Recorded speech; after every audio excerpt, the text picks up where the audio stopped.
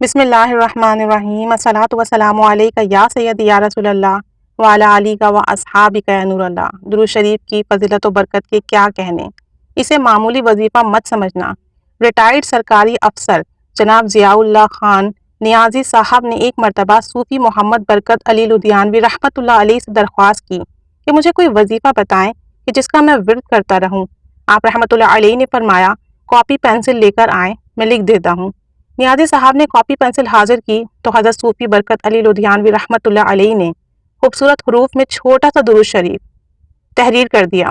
سیدنا کریم صلی اللہ علیہ وآلہ وسلم، سیدنا کریم صلی اللہ علیہ وآلہ وسلم، سیدنا کریم صلی اللہ علیہ وآلہ وسلم اس کاپی پر لکھ دیا اور کہا، روزانہ پابندی کے ساتھ کم از کم 5 مرتبہ اس درود شریف کو لکھا کرو، اور اگر زیادہ لکھ لو تو اور بھی اچھا ہے، لیکن اسے معمولی وظیفہ مت سمجھنا، یہ بہت بڑا وظیفہ ہے۔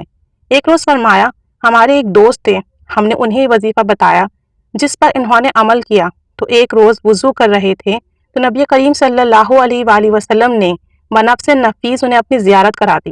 نیازی صاحب نے بھی اس آسان مگر پر اثر درود شریف کی برکت سے کافی فوائد حاصل کیے۔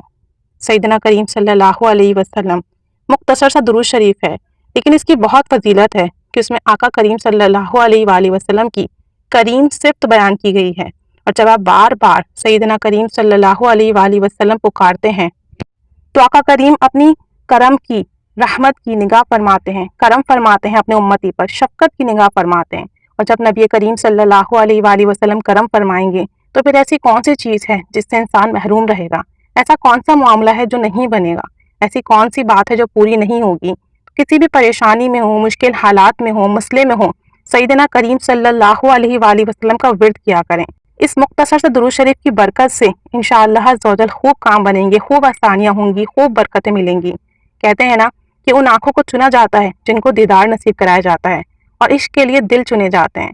تو انشاءاللہ اس درود پاک کی برکت سے اللہ کریم ہماری آنکھوں کو چن لے گا اور ہمیں نبی کریم صلی اللہ علیہ وآلہ وسلم کی زیارت باسعادت نصیب فرمائے گا انشاءاللہ عز و جل۔ مختصر، نہایت ہی پیارا، نہایت ہی پر تاثیر درود شریف ہے، اسے پڑھنے کا معمول بنائیے اور اسے پڑھتے رہیے۔ نبی کریم صلی اللہ علیہ وسلم کی محبت میں انشاءاللہ عز و جل ضرور کرم ہوگا، ضرور شفقت ہوگی، ضرور مہربانی ہوگی، ضرور توجہ ہوگی۔